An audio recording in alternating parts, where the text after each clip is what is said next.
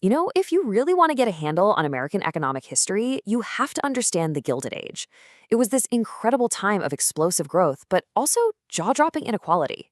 And it was all built around one giant contradiction. And that's exactly what we're going to unpack right now. We're going to dive right into this tension, between the official government philosophy of being hands-off with the economy and the reality, which was anything but. So the core question, the one we're really going to dig into, is this.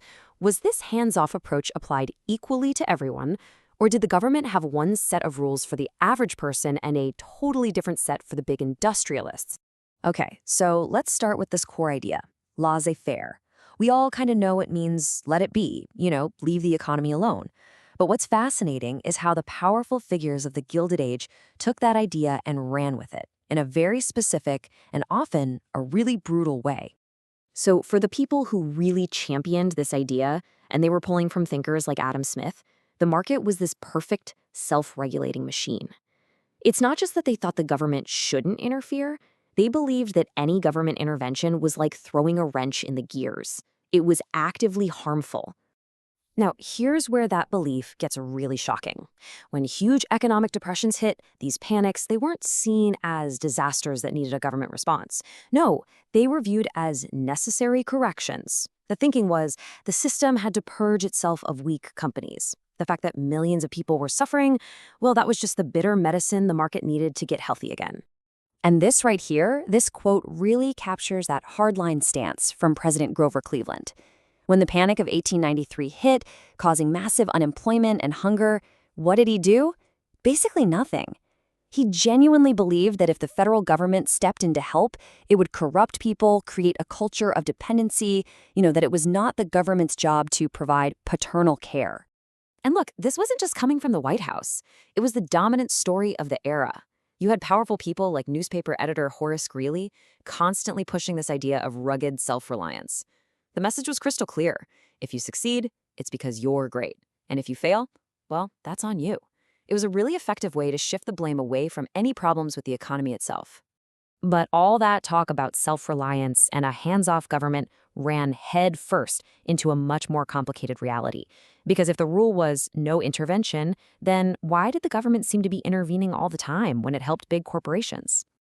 So while everyone was talking about the glories of competition, giants like John D. Rockefeller were busy killing it. They used these clever tools, like the trust. You can think of it as a kind of secret pact, where supposedly competing companies would hand over their stock to a single group of guys. This allowed them to act like one giant monopoly, fixing prices and just crushing any little guy who tried to compete. It's how we got behemoths like Standard Oil. And this right here, this just lays out the contradiction so perfectly. On one side, you have the government doing nothing for its citizens. Economic panics? Necessary. Drought-stricken farmers? No paternal care for you.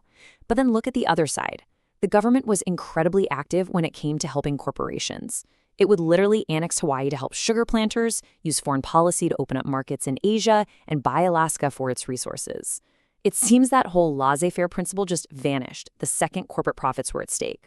So it's probably not surprising that the public started to notice this hypocrisy. I mean, they saw these giant monopolies getting richer and richer while regular workers and farmers were struggling. And that pressure, that public anger, eventually forced a change. When a system looks this rigged, people start to lose faith. The first big crack in that laissez-faire wall came from the railroads. They were playing favorites in a huge way, giving these secret discounts, they called them rebates, to powerful companies like Standard Oil. It was like the railroads built a private superhighway for the big corporations, while all the small businesses and farmers were stuck on a bumpy dirt road, paying way higher prices. There was just no way for them to compete.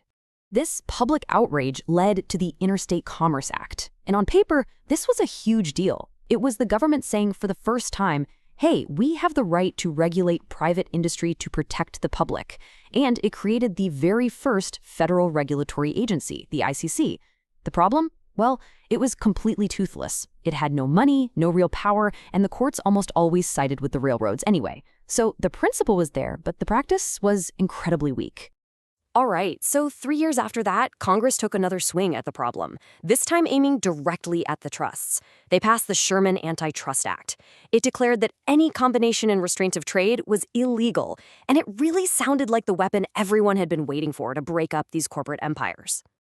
But here's the crazy twist. The law's wording was really vague, and the most stunning thing wasn't that it was weak against the trusts. It's that it was almost immediately turned into a weapon against a totally different group, labor unions. Yeah, in just a stunning turn of events, the courts started ruling that union strikes and boycotts were illegal combinations in restraint of trade. So the very law that was passed to take down massive corporations was actually used more often in its early days to crush workers who were trying to organize. I mean, that tells you everything you need to know about who held the real power back then. Now, even with that rocky start, the Sherman Act did do something incredibly important. It set a legal precedent. It put a law on the books that, decades later, would be picked up and finally used for its intended purpose by President Theodore Roosevelt, who we all know as the Trust Buster. So, you might be wondering, where did this whole fight even come from? Was it new to the Gilded Age? Absolutely not. It turns out this was just a new, much bigger, more intense chapter in a debate that goes all the way back to the founding of the country. I mean, really, this argument is woven into the DNA of the United States. You can go right back to the 1790s and see Alexander Hamilton arguing for a strong central government to boost industry, and Thomas Jefferson arguing for the exact opposite. The Gilded Age didn't invent this debate, it just supercharged it in the age of railroads and oil. So, when you boil it all down, what's the big takeaway? The story of the Gilded Age is a story of what was said versus what was actually done. The ideal was a hands-off government for everybody. The reality was a government that jumped into action to help big business, but told struggling citizens it couldn't do a thing. And the real insight here, I think, is that even the loftiest principles have a funny way of bending to power and profit. And that leaves us with one last question to think about. A law was created to protect the public from the most powerful economic forces of the day, and it was immediately used to crush organized labor instead. What does that incredible historical irony tell us about how resilient power structures can be, and how easily a legal system can be twisted to protect the status quo even when a law's original intent seems crystal clear?